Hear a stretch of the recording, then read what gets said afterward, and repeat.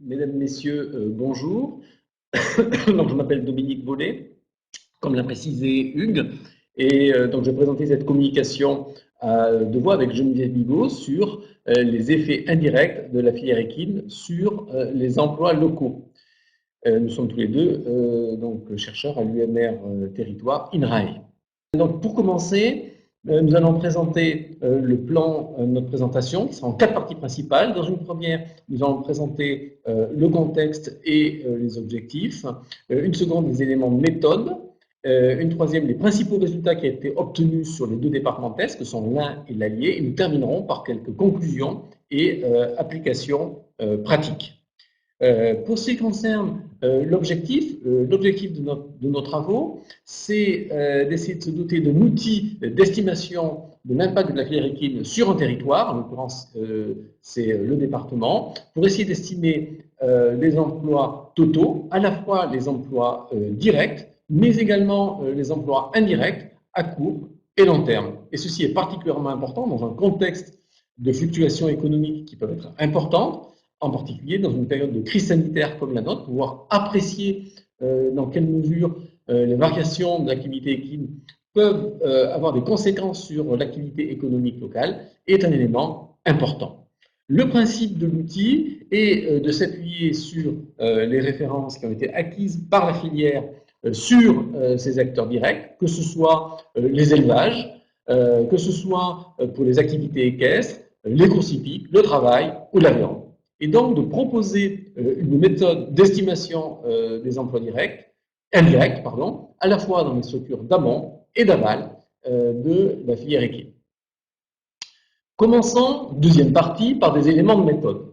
Quel est le principe de la méthode? Le principe est d'identifier l'ensemble des types de structures concernées par la filière équine, d'une part au cœur de la filière et d'autre part à l'amont et à l'aval de la filière équine. Le cœur de la filière équine, on distingue 4 sous-secteurs importants: sport loisirs, course, travail et production de viande. Pour les activités d'amont et d'aval, nous avons identifié les activités d'approvisionnement, de soins à l'amont, éventuellement de services, mais également des organisations socioprofessionnelles et des interlocuteurs publics qui soutiennent la filière, ainsi qu'un certain nombre d'activités de conseil ou de fin de vie de l'animal. Ça nous permet d'essayer d'estimer les flux monétaires, mais également les flux réels en biens et en services. Quel est le principe de la méthode? La méthode que nous avons choisie, elle s'appelle la méthode de la dépendance. Il s'agit en fait d'une méthodologie qui a été mise au point initialement par un collectif de chercheurs pour estimer les emplois liés à l'élevage à un niveau national. Et nous avons donc adapté cette méthode à un niveau local, départemental et pour une filière précise, en l'occurrence la filière équine. La dépendance globale que nous avons estimée est la moyenne de 3 composantes. Premièrement, une dépendance de court terme, qui estime l'importance relative de la filière équine dans le niveau d'activité des structures d'amont et d'aval. Une dépendance de moyen et long terme, où nous visons à apprécier la capacité d'adaptation des structures à des fluctuations de la filière, selon les évolutions et les capacités des ressources humaines à s'adapter à de nouvelles activités, pour exercer cette activité dans de nouveaux contextes, ou bien, en ce qui concerne les investissements physiques, à se redéployer dans d'autres filières. Donc, le score de dépendance sera d'autant plus fort que ces structures, que les capacités d'adaptation seront faibles. Enfin, la dépendance géographique, qui est liée aux contraintes des activités liées à un contexte territorial particulier, notamment la densité de services ou les distances qui sont également liées à la topographie. Au total, nous pouvons proposer une estimation des emplois dépendants de la filière équine, un équivalent en plein, en agrégeant, en multipliant les équivalents d'emploi dans une filière par le score de dépendance qui concerne cette activité-là. Les bases de données disponibles et que nous avons utilisées sont de plusieurs ordres. La première est celle de l'OER, qui permet d'avoir une connaissance des emplois dans les secteurs du soin, des maréchaux ferrants, des sociétés de course. Nous avons également mobilisé Hippolia, qui permet d'avoir une estimation des fabricants, de l'emploi lié aux infrastructures, matériel de transport, équipement, alimentation. Par ailleurs, nous avons également oublié certains observatoires professionnels, en particulier des bougers chevalins, des vétérinaires ou des ostéopathes, car ces bases de données nationales ont des chiffres consolidés, souvent extrêmement fiables. Enfin, pour un certain nombre de secteurs, il n'y a pas de données. C'est le cas notamment des centres de formation, des revendeurs ou des secteurs tels que l'équarrissage, et pour lequel il faut déployer d'autres méthodes. Quelles sont les modalités d'application de cette méthode? Pour cela, nous proposons le tableau suivant où nous montrons les critères qui ont été utilisés par type de dépendance, de court, moyen et dépendance géographique, les notes de dépendance de ces critères et les scores de dépendance des composantes. Pour chacun de ces critères de dépendance, des questions ont été posées aux structures qui ont été enquêtées, aux entreprises, suite à différents tests des questionnaires, des notes, des propositions de notes ont été faites, des scores également, pour aboutir à un pourcentage et un moyenne des 3 pourcentages qui nous permet d'apprécier un niveau de dépendance globale de la structure. Pour détailler rapidement les critères, pour les dépendances à court terme, nous avons interrogé l'entreprise sur la part de l'activité d'entreprise qui concerne la filière équine, la part des emplois, le temps de travail qui sont consacrés à la filière, ainsi que sur le degré de diversité des débouchés, le degré de diversité des clients. Pour ce qui concerne la dépendance de moyen et long terme, nous avons interrogé la question de la spécificité des moyens matériels par rapport à la filière équine, la spécificité des connaissances et des compétences par rapport à cette filière-là, la capacité à trouver de nouveaux marchés aussi. Enfin, la dépendance géographique vise à apprécier le rayon d'action de l'entreprise ainsi que ses contraintes liées à l'approvisionnement en matériel ou en matières premières. L'ensemble de ces questions étant posées et les scores de dépendance étant estimés, il convient ensuite d'estimer les ETP, les équivalents temps plein indirects liés à la filière équine. Ils peuvent être issus soit de bases de données nationales ou régionales, à ce moment-là on applique un coefficient de dépendance national, soit issus d'enquêtes départementales, où à ce moment-là le nombre de structures de chaque type est multiplié par le nombre de TP moyens et les scores moyens de dépendance dans chacun des types. Cela nous donne une somme des ETP les plus dépendants dans les différents types de structures au niveau départemental. Quels sont les départements d'application? Ils sont au nombre de deux, tous les deux situés dans la région Auvergne-Rhône-Alpes. D'une part, l'Allier, d'autre part l'Ain. L'Ain situé entre les agglomérations lyonnaises et genevoises, où il y a une diversité de filières équines, aussi bien d'élevage de sel que d'équitation. L'Allier, qui est lui plus éloigné des métropoles, où lui est encore plus divers avec l'élevage de trait, de sel et de courses. Quels sont les résultats obtenus? Nous allons les détailler par type de structure et par territoire. Pour les types de structure, nous constatons que globalement, le niveau de dépendance est assez élevé. Entre la moitié et 2/3 des types de structures ont des scores de dépendance globale supérieurs à 0,5. Ils sont donc très dépendants de la filière équine pour ces activités-là. Seules quelques activités ont des scores de dépendance plus faibles et sont moins dépendants. C'est le cas notamment des fabricants d'aliments ou des abattoirs. Si l'on regarde la constitution de cette dépendance globale, on voit qu'elle est dans ce tableau essentiellement due à la dépendance de court terme, sans pour autant que la dépendance de moyen ou long terme soit négligeable, mais de niveau plus faible. Pour ce qui concerne les résultats selon les territoires, quelques éléments saillants. Donc, nous constatons d'abord que tous les types de structures ne sont pas présents dans tous les départements. Si l'on regarde notamment les crématoriums, ils sont présents uniquement dans l'Ain, les centres d'équarrissage dans l'Allier. Par ailleurs, globalement, vous voyez que les scores de dépendance sont plus élevés dans l'Ain que dans l'Allier. Vous voyez que les barres bleues sont nettement plus élevées que les barres jaunes. Et pour un certain nombre d'activités, le score de dépendance est nettement supérieur dans l'Ain, c'est notamment pour les fabricants, le cas pour les fabricants d'infrastructures.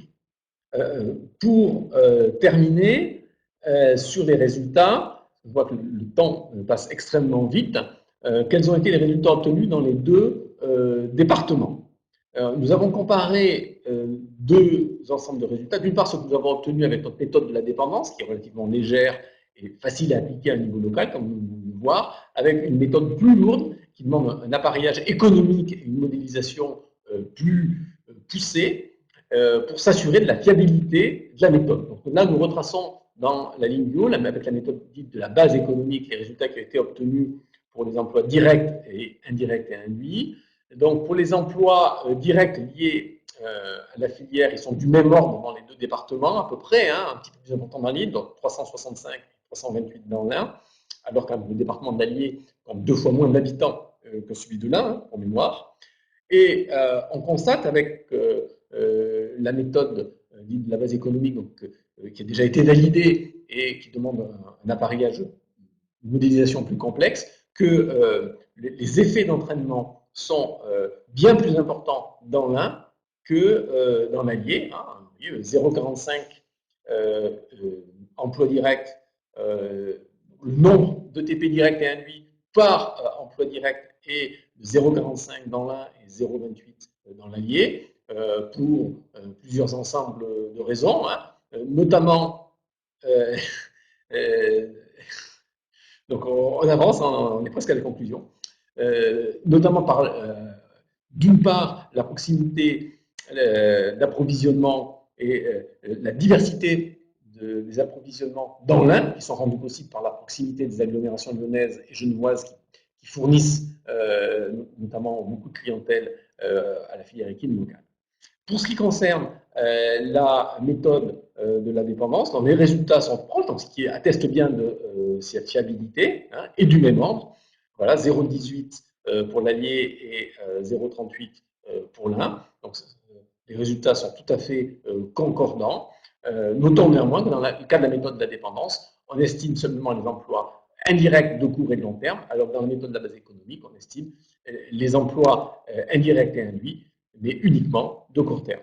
Pour conclure, nous pouvons dire que la méthode de la dépendance est une méthode adaptée pour estimer les équivalents temps plein indirects liés à la filière équine, hein, et ceci de façon fiable et stabilisée, qu'on peut le faire avec les bases de données existantes, grâce à une méthodologie légère, hein, qui peut être appliquée en routine par des chargés de mission au sein de la filière équine, en s'appuyant sur les références nationales, mais tout en connaissant le contexte départemental, en faisant un certain nombre d'investigations à ce niveau-là, pour avoir une estimation départementale satisfaisante. Pour information, la méthode est en cours de test dans 2 autres départements, le Maine-et-Loire et les Bouches-du-Rhône, et sera à partir de là aisément applicable et duplicable en routine par la filière. Mesdames, Messieurs, nous vous remercions de votre attention. Merci beaucoup, Dominique. On va peut-être pouvoir passer aux questions, puisque je vois qu'il y en a au moins une dans le chat. Tout à fait. Nous avons une question de Cécile Détend-Descendre qui demande comment vous déterminez les notes de dépendance, pourquoi sur 10 ou sur 15? Alors, donc c'est une question de méthode. Donc, on a fait différents tests, hein, en déployant la méthode. Donc, j'ai envie de dire, à la limite, peu importe le score de dépendance de 10 ou de 15, donc je peux revenir à la slide concernée, hein, la slide de méthode. En fait, ce qui est important, c'est de conserver les mêmes pondérations pour toutes les activités. Le voilà, le slide concerné. Effectivement, certaines sont sur 10 ou sur 15. Nous avons choisi des notes sur 15 pour celles qui nous a semblé les plus importantes et qui permettaient une estimation, je dirais, cohérente par rapport aux contraintes fortes sur l'entreprise, notamment sur la question de la diversité des débouchés et de la capacité à trouver de nouveaux marchés. Voilà les explications principales. Allez-vous réaliser ces études sur l'ensemble du territoire? Je suppose que la question porte sur l'ensemble du territoire national.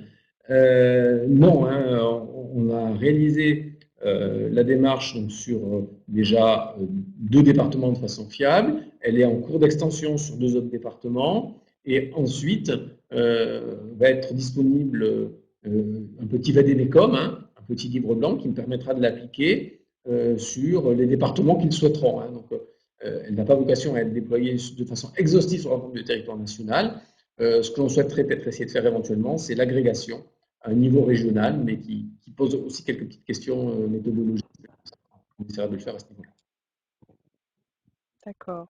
Camille Eslan demande s'il est possible de considérer les soins dans la catégorie des services. C'est du moins tel qu'on l'a. Si on prend en termes d'économie des services, tel que Jean Gadret peut le définir notamment, le soin est un service, oui. Voilà, il y a une transformation d'une activité. On peut difficilement l'assimiler à un bien. Cécile demande ensuite quels enseignements on en tire pour la filière en termes d'accompagnement. Alors, je pense que les enseignements en termes d'accompagnement de la filière sont peut-être de plusieurs ordres. D'abord, c'est la fourniture d'un outil qui peut être facilement adaptable à une diversité de contextes départementaux. Voilà. C'est assez précieux. Ensuite, comme le signalait Hugues dans son propos liminaire, ça peut permettre dans un contexte de discussion sur la place et le rôle du cheval dans les dynamiques de développement du département, au niveau d'un bassin d'emploi, ça peut permettre d'avoir une idée sur ben voilà, où se situe le cheval, quelles sont les activités où il y a des effets importants et d'attractivité importante de population extérieure, les activités où au contraire il y a des fuites de dépenses en particulier, celles qui sont je dirais les plus spécifiques et celles qui le sont beaucoup moins. Hein, voilà. Donc ça donne cet ensemble de résultats qui peut aider et permettre d'accompagner notamment les filières professionnelles ou les collectivités locales qui seraient désireuses de soutenir la filière. François Goriou demande quel lien et éventuel rapprochement des résultats avec les données diffusées par l'OSC de l'IFCE. Ce travail prend place dans le cadre d'un comité de pilotage qui associe les collègues de l'IFCE, hein, donc en particulier pour ce qui est base de données. Hein, donc c'est vraiment fait de façon rapprochée. Et dans tous les cas, pour ce qui est des bases de données, hein, on peut les rappeler ici. Voilà, elles peuvent être rapprochées et comparées dans ce cadre-là. Merci. Une question de Stéphanie Allais. Les creux sont-ils partie prenante dans la démarche pour défendre la filière auprès des régions? Bon, on n'en est pas encore là dans le plaidoyer pro domo hein, pour l'instant. Donc les conseils, les CRE sont effectivement partie prenante dans la conception de la démarche. Après, pour ce qui concerne l'appropriation de la démarche pour voilà, d'autres fins, je dirais, qui sont des fins plus stratégiques, là, on ne va pas jusque-là. C'est qu'il convient au CRE de mener ce type d'analyse. Je vois la caméra de Hugues, le temps peut-être pour une dernière question de Christelle Wagner. Pourquoi avoir choisi l'échelon du département dans votre recherche? Pour plusieurs raisons. Parce que c'est à ce niveau-là qu'existe un certain nombre de données. Et c'est à ce niveau-là qui est aussi assez fin pour avoir une appréciation voilà, d'un certain nombre d'effets. Et un échelon régional aurait été dans un premier temps beaucoup trop important pour avoir une analyse fine et qui permette d'avoir un diagnostic affiné. En revanche, le niveau départemental est, à notre sens, un bon échelon intermédiaire parce que c'est là qu'on peut voir un certain nombre d'effets d'entraînement potentiels. C'est là aussi qu'on peut avoir un certain nombre d'actions. C'est là qu'il y a un certain nombre d'acteurs aussi pour collecter les données et pour échanger avec ces acteurs-là. C'était un bon niveau intermédiaire pour nous de travail. Merci à tous.